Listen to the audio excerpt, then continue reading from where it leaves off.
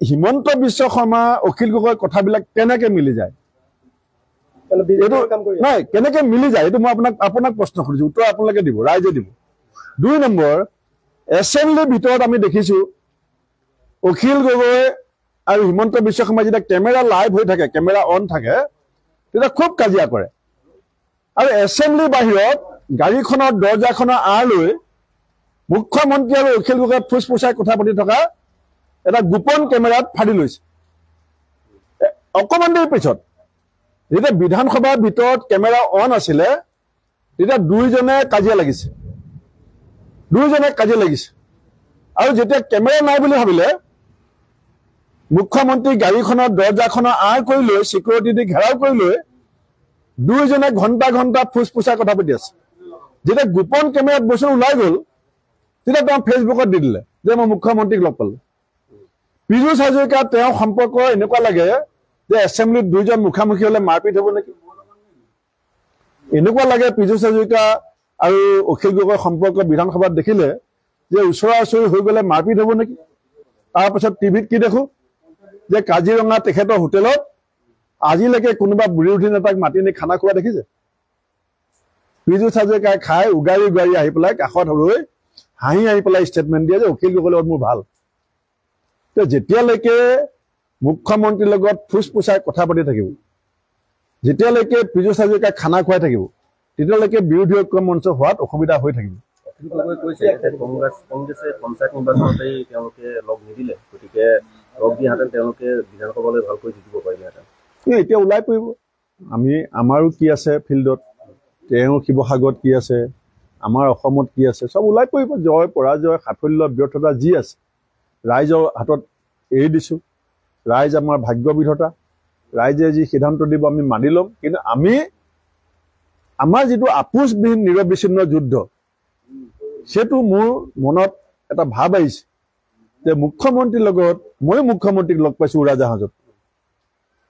মোৰ লগতো মুখ্যমন্ত্ৰীয়ে 1.5 ঘণ্টা কথা পাতিছে মোৰ কাষত দিলীপ শইকীয়া বহি আছিলে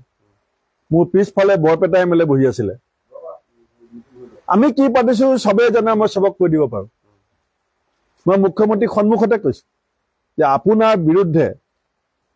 মানুহৰ যিটো ক্ষোভ আছে সেইটোৱে ভৱিষ্যতৰ দিনত কংগ্ৰেছৰ ভোটলৈ পৰিৱৰ্তিত হ'ব আপুনি যি ধৰণে চলোৱা কথাৰে মানুহক ঠগি আছে ধাৰ লৈ মদৰ দোকান খুলি জিএছটি বহাই পেলাই অসমখন চলাবলৈ চেষ্টা কৰিছে এই কথাবিলাক মানুহে বুজি আছে এতিয়া আমাৰ দিনত শ্লোগান আছিলে গাঁৱে পদূলিয়ে চৰকাৰ এতিয়া হিমন্ত বিশ্ব শৰ্মাৰ শ্লোগান হ'ব লাগে পদূলিয়ে মদৰ দোকান এটা স্কুল এমালগেমেশ্যন কৰি গাঁৱত শিক্ষানুষ্ঠান কমিছে কিন্তু দোকান বাঢ়িছে এতিয়া ভাৰতবৰ্ষৰ ভিতৰত 5টা বিষয়ত অসম শীৰ্ষ হৈছে হিমন্ত বিশ্ব শৰ্মাই কৈ আছিল নহয় যে ভাৰতবৰ্ষৰ ভিতৰত অসম 5খন শ্ৰেষ্ঠ ৰাজ্যলৈকে আহিব এটা 5টাত অসম আগবাঢ়ি গ'ল 1 নম্বৰটো হৈছে মহিলা নিৰ্যাতন এটা দেশৰ ভিতৰত অসম 1 নম্বৰ 2 নম্বৰ অসমত এতিয়া পঞ্জীভূত নিবনুৱাৰ সংখ্যা 36,34,000 জনসংখ্যা অনুপাতে নিবনুৱাৰ সংখ্যা বৃদ্ধিত এতিয়া অসম 1 নম্বৰ 3 নম্বৰ অসমত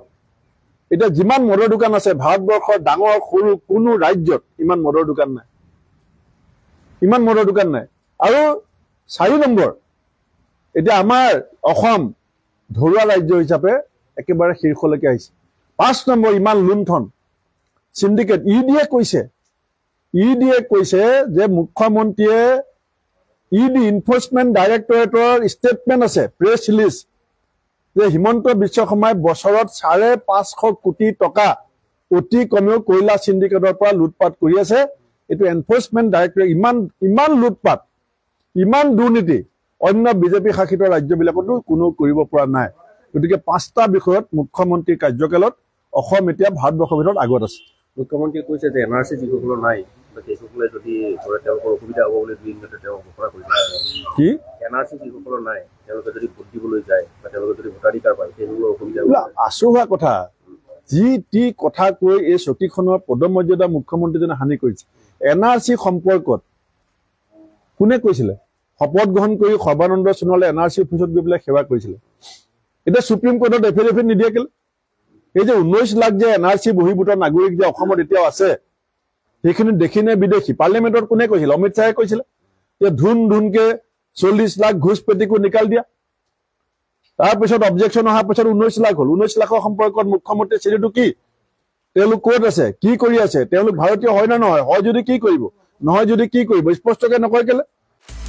আপুনি বিচৰা বাতৰি পাব কেৱল নিউজ 18 এপত নিউজ 18 এপ ডাউনলোড কৰিবলৈ স্ক্যান কৰক এই QR কোড গুগল প্লে ষ্টৰতো পাব এই নিউজ 18 এপ